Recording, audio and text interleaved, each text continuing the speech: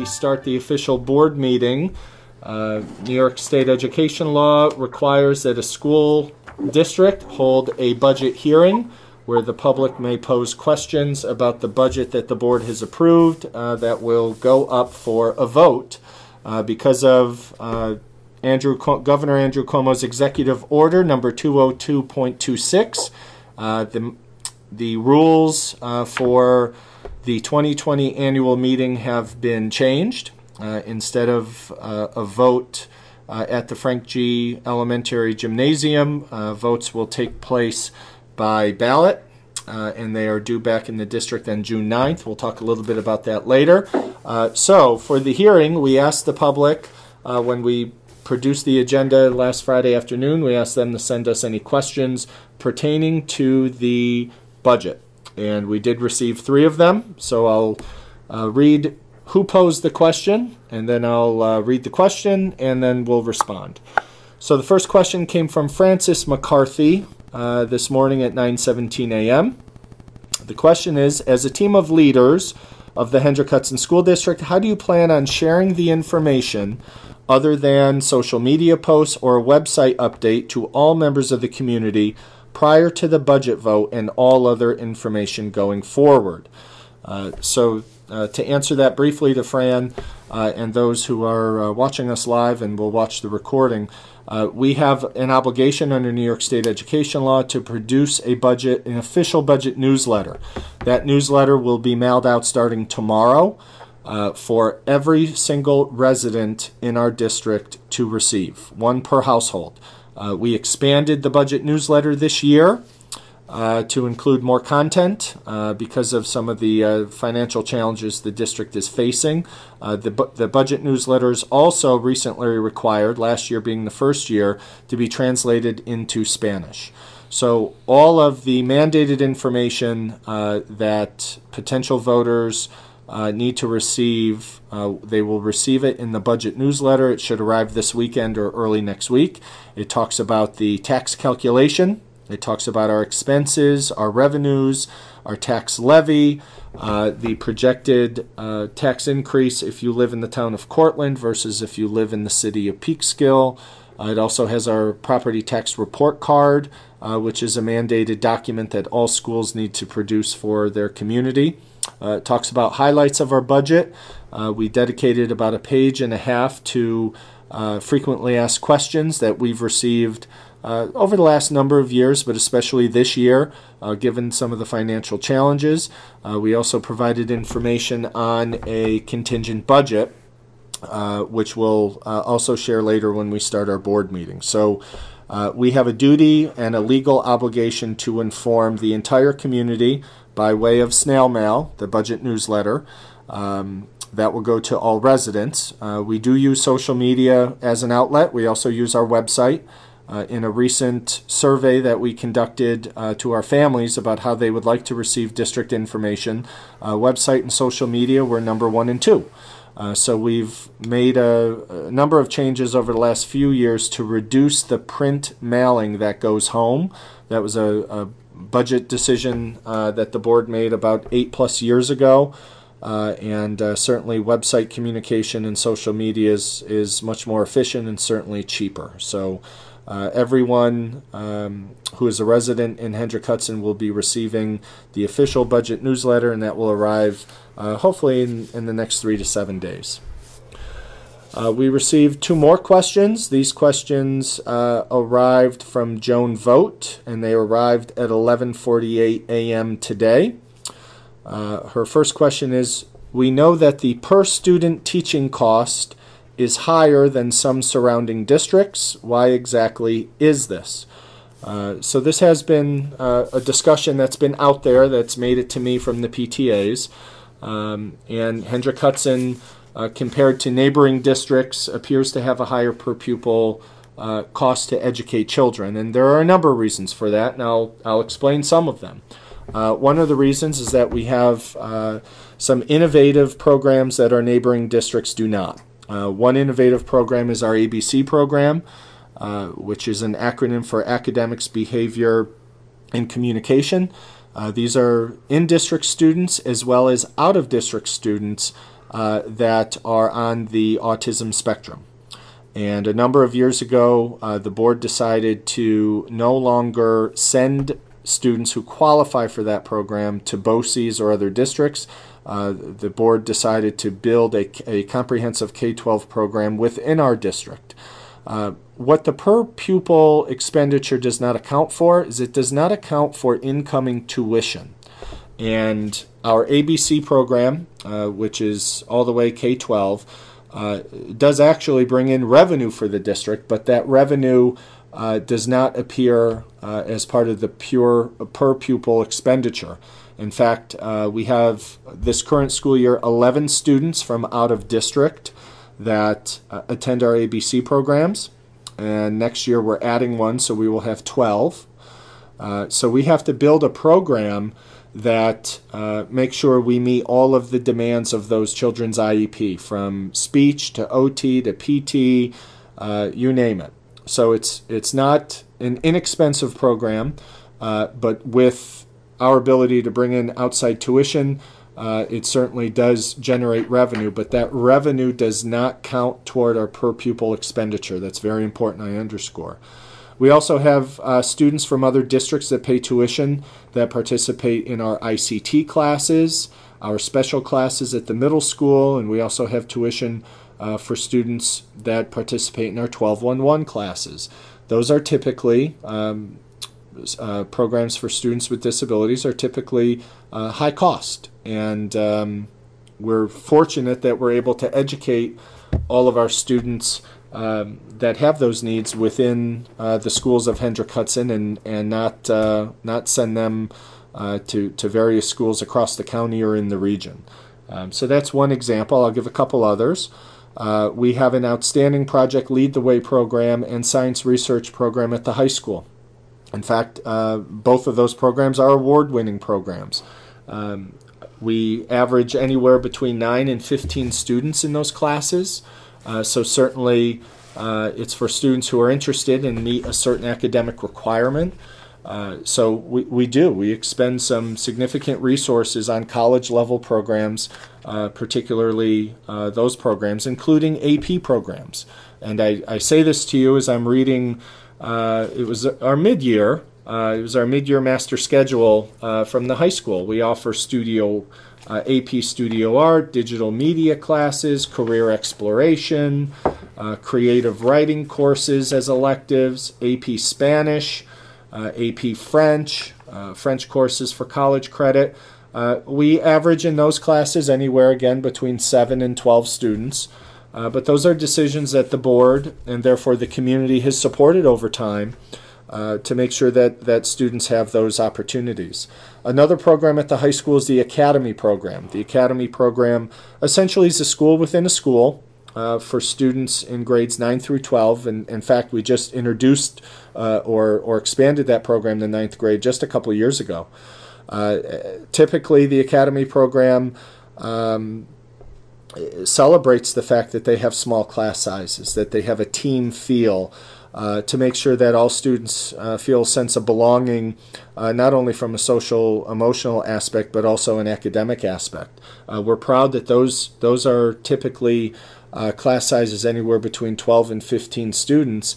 And if we didn't have that program, other districts in BOCES do have those programs, but we're fortunate that we're able to fund those programs and keep our own students right here in Hendrick Hudson. So part of the per pupil calculation, again, is does not take into account the tuition that the district receives. And Lisa Shookman, our executive director of PPS, gave her budget update in either late January or early February and articulated for the public just in fact how much tuition we do bring in. So we have outstanding programs for all of our students. We're fortunate and excited that we can educate as many as possible right here with our own programs. For some of the families who had children that used to travel to receive their education, and now they no longer have to travel, you certainly don't have to spend a long time speaking with them about the experience their children has had, or the fact that their kids aren't on a bus for an hour and a half or 2 hours a day. So Those are just some examples of how our per pupil expenditure may be a little higher than some of our neighboring districts. I think it's also important to underscore that we're not comparing apples to apples. Sometimes we get stuck comparing Hendrick Hudson to our contiguous districts when Hendrick Hudson looks nothing like our contiguous districts. We have a much different demographic and a much different socioeconomic community than Peekskill. We're much closer, statistically speaking, to Lakeland. We are much different compared to Yorktown and Croton. But sometimes, just because of physical proximity, we oftentimes compare ourselves and our data sets to those districts. The closest districts that have a student makeup and a community makeup that look like Hendrick Hudson would include Lakeland, would include Carmel, and would include Bedford. Those districts have some of the statistical criteria, according to the State Education Department, that more closely resemble Hendrick Hudson than any of our other districts in our region. So it's important that we're comparing apples to apples. The second question that Joan posed, also in the same email, is we know that going to Princeton plan will save us money. I read it will save around $1 million. Shouldn't it be more? Joan is referring to the study that the district had commissioned, the cost analysis that the district had commissioned that we published earlier this year and had many public functions throughout the throughout the fall and into the winter. That is true, Joan. The Princeton plan will save us $1 million, but what the study only took into account, and this is really important, only took into account classroom sections. So kindergarten, first, second, third, fourth, fifth grade teachers. What it did not take into an account, which we then have and will continue to do, are all of the other non-classroom teachers that perform very important functions in our elementary schools. This includes our specials, like our reading, library, art, and music. Also includes special education. So while the study was just looking at apples to apples, meaning number of classroom teachers to deliver K through 5 classroom instruction, would be 52 teachers, we would be able to reduce that to 46 classroom teachers, kindergarten through 5th grade, if the district chose to go to a Princeton plan. That's $1,006,962. And then what we do is we build a staffing pattern around those three schools. School A is K1, School B is 2-3, and School C is 4-5. After we fill those schools with student enrollment, then we add all of those other special area teachers as well as special ed back into the mix, and we believe we would save an additional $1 million plus. So it's important to underscore that. The study just looked at classroom teachers, and we have also looked at the entire staffing pattern for all three of those elementary schools, should we choose to move in that direction. And that's it from the questions we received by noon today for the budget hearing. So I'll turn it back to our school board president. Okay, thank you very much. There is a contingent budget overview in this section of the meeting. Did you want to talk to that at all, or? I'll wait until we get into that portion of the meeting. I do believe it's important that folks understand what a contingent budget is, and what some of the changes or reductions the district would need to make in order to comply with state education law should our budget fail when the ballots are counted after we receive them on June 9th, and I'll get into greater detail then. So Enrique Catalan is here to walk us through our final budget that, as we talked about, will be voted on by ballot, mail-in ballot. Good evening, everyone. Thank you for being here again. Today we're going just to review what we discussed last time, which was our final budget. It's part of the budget hearing, and that's the reason why some of the mailing had to happen either today or tomorrow, because first you have to have a budget hearing to let know the people about the budget, and then they get all the information. Again, we started on January 8th our budget presentations. Back then, we were talking about a budget between $81.6 and $82.6 million. The budget came in at 82.1. Compared to last year, it's an increase of 2.62%. Back in January, we were talking at an increase between 2 and 3.2%. Our tax levy is 46. Originally, we talked about 47.5. It ended up being 46.3, which is an increase of 5.96% compared to 8.71% that we were discussing on January 8th. The New York State cap is 1.81, meaning it's below the 2%, because the cap is 2% or lower if inflation is lower. Our cap is, the way we can see it, 11.34%. I'll have to review it to 9.99% because the board will have to approve our agreement with Entergy. Entergy is ready to sign. We're going to have a couple of discussions next week, and if we don't have any problems, we'll bring to our next Board of Education meeting a proposal to increase the pilot payments for the 2021 and 21-22 school year. So for the preliminary budget, as we reported to SED, we have non-property tax revenue of $35.7 million. The budget is the same proposed budget. The tax levy is the same, and the tax cap is 48.7. However, actual, if the board agrees on the memorandum of agreement, the non-property tax revenues will be the same. The proposed budget will be the same. The levy will be the same, and the tax cap will be 9.9%, because any money that comes from pilot goes against the tax cap.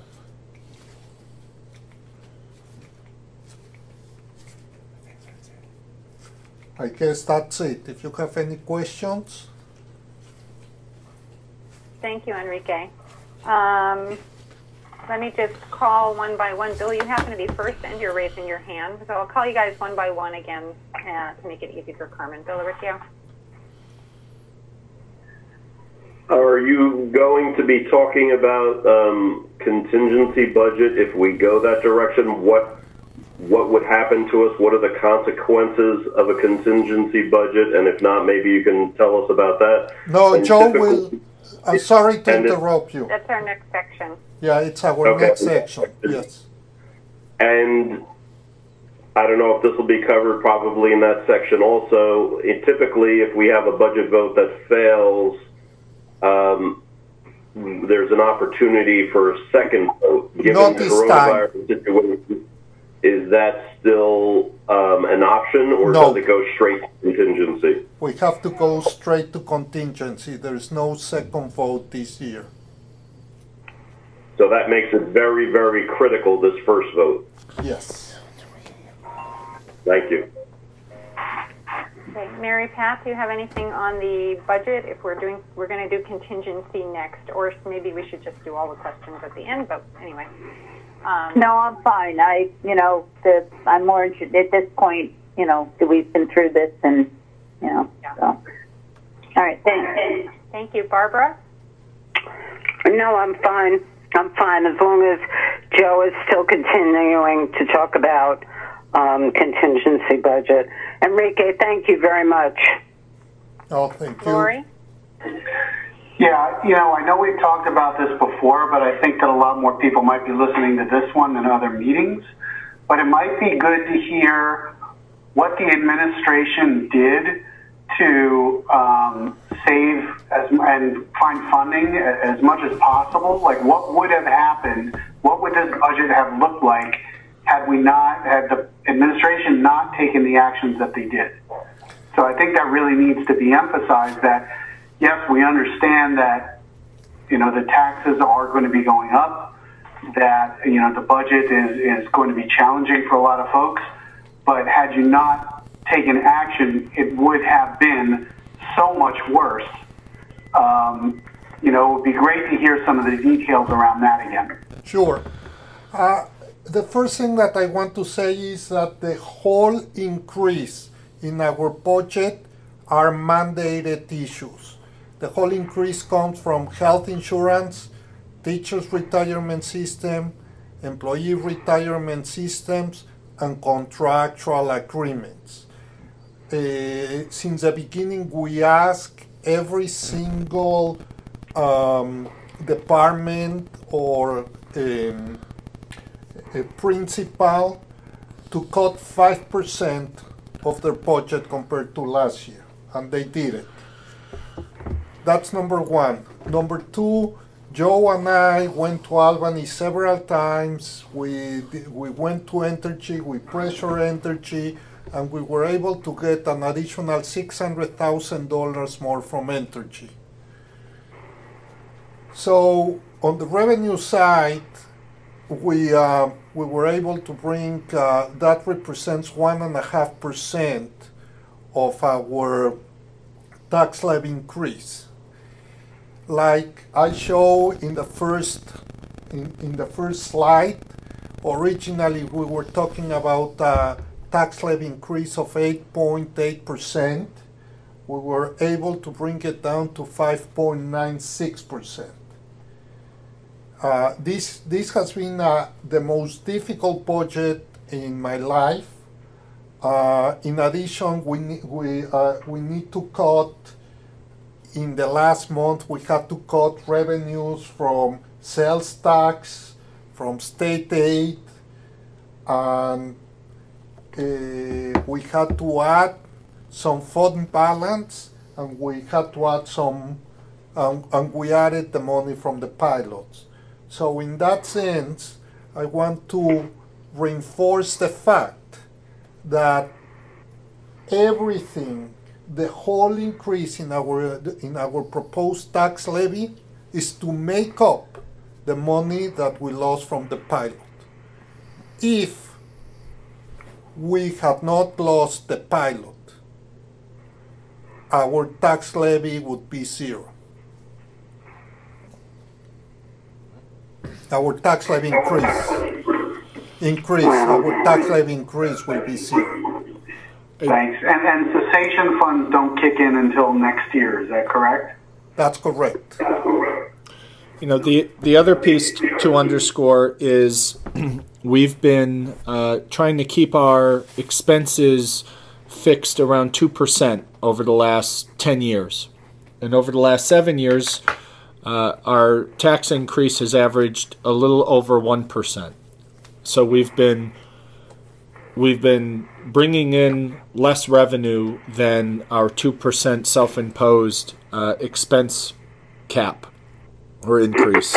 And how we've made up for that are a series of efficiencies that sometimes aren't widely known or recognized. But our solar panel project on all of our schools has reduced our energy costs significantly.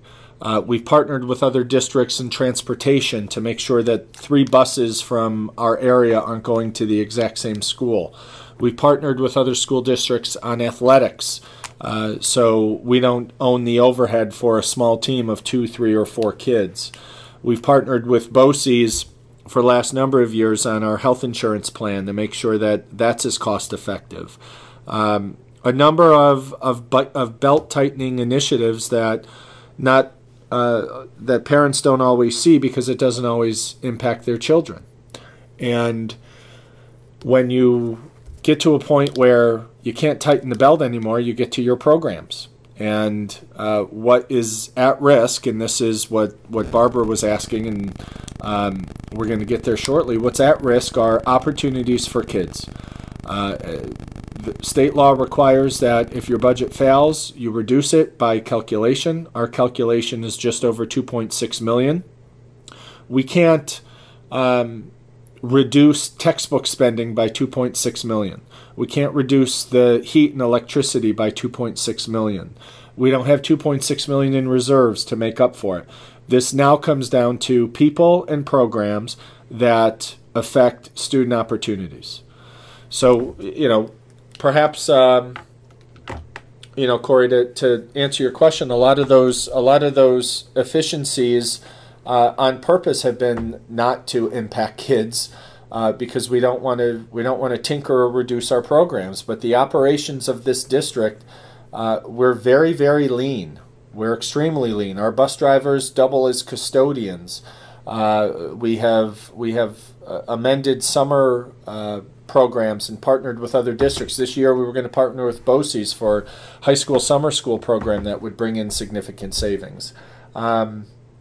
Energy performance contracts to make sure that we're as efficient as possible with our use of power, and shared purchasing for oil and gasoline for our vehicles and to heat our buildings. So at a point there are no more crumbs because we've accounted for them, and sadly, if the budget were not to be successful, it's going to come down to student opportunities, and student opportunities are performed by our teachers. And I don't, we'll get to that in a minute. I'll share all of our non-mandated programs, which could be subject to reduction or elimination if the budget fails. Thank you. And also, and the tax cap, just to recap, Enrique, how far under the tax cap are we?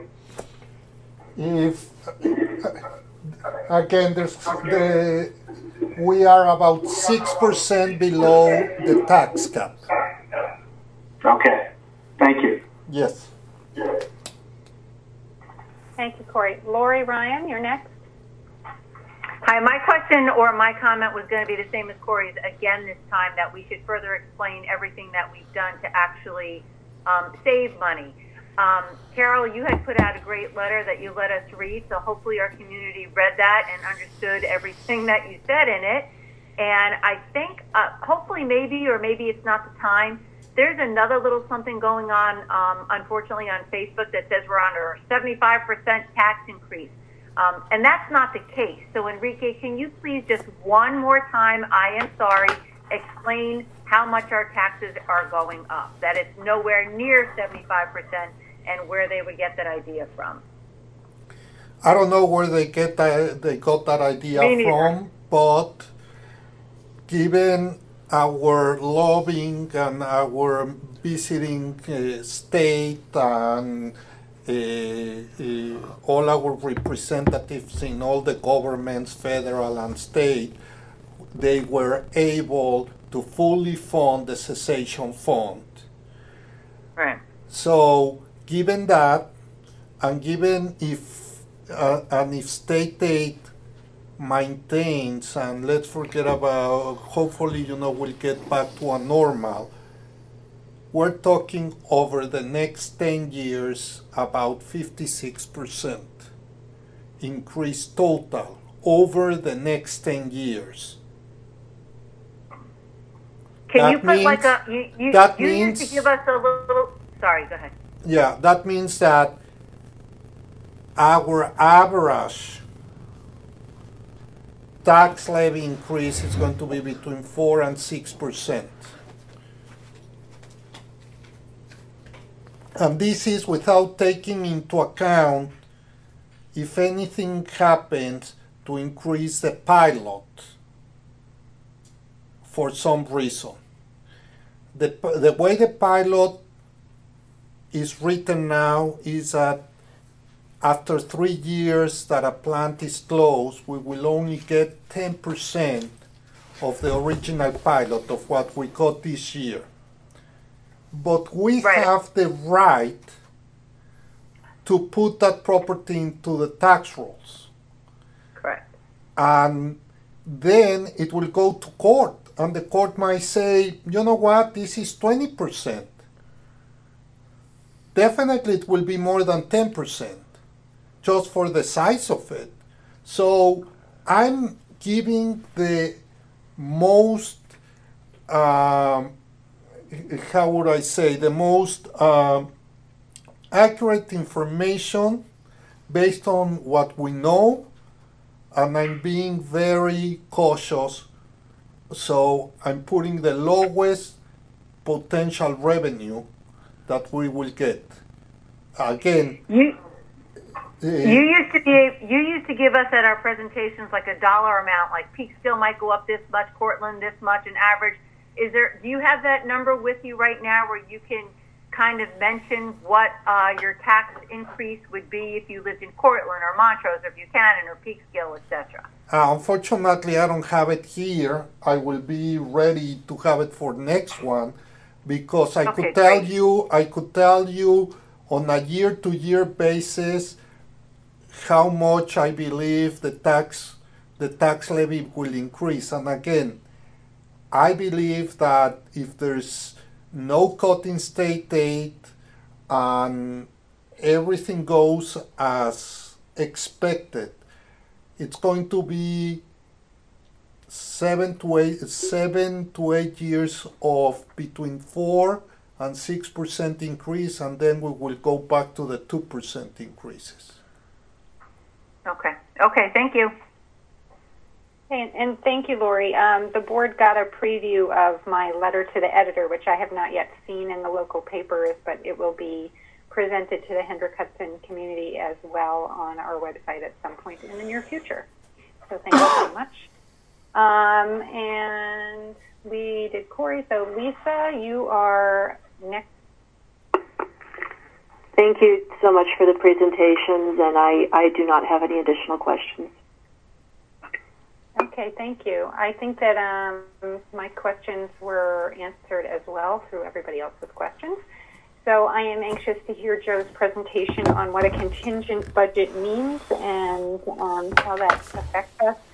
And clarifying, actually, I guess I do have a question. So one thing that was brought up is paying fund balance. And I know with a contingent budget, it's a maximum amount you can spend, and there are a lot of restrictions on what you can spend money on. But if you have a contingent budget and you're losing $2.5 million, you can't just transfer fund balance to cover that $2.5 million and then spend what you wanted to end it. Correct? No, in that sense, contingent budget tells you exactly this. The maximum that you can levy is the same amount as last year, plus non-property. And if we go back to the non-property revenues, Greg, can you go back to the other presentation like that? Here, you see where it says non-property tax revenues? Yes. Fund balance is one of them. So I could increase the fund balance. So in that sense, let's say that the board decides we go into contingency, and the board decides, well, okay, it's the school will get decimated with $2.6 million. I would like to put another $500,000 in fund balance. Okay, then I can put another $500,000 in fund balance. So then I need to reduce, instead of $2.6 million, 2.1. Basically, so can they see me? The formula is very simple. $43 million, the tax levy that we levied last year, plus non-property taxes, is the total amount that you can propose your budget. So I cannot show more money here because that would be a lie. Here, here, here, here. But this one, fund balance cessation fund, I can say instead of 3,134,000, I can say 5,134,000. So this will be, instead of 35 million, will be 37,789. You add 37,789 to this 43, and we'll get close to the 82. However, the situation in which we are, I don't think that, this year we can get $2 million more, because what will happen in the next years? In the next years, then, we expected to use those $2 million to make up for the pilot payments. So sooner or later, we will need those $2 million. So that's why I'm saying, yes, we'll need to cut $2.6 million. Maybe then the board will decide not 2.6, but 2. Because sooner or later, that $500,000 will have, we already knew that we were going to use it. It's not extra money. It's money that we were saving for the future. So sooner or later, we're going to have to cut that $500,000. But maybe, given how much we will have to cut next year, maybe it's worthwhile to use some of that money to cut less. And we'll cut it in another year.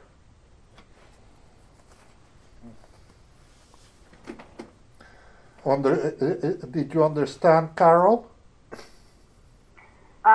Yes and no. So when we're voting on the budget, we're voting on how much money the district can spend on our education this coming year, correct? That's correct. Okay, so no matter where the money comes from, whether it's tax levy or whether it's exactly.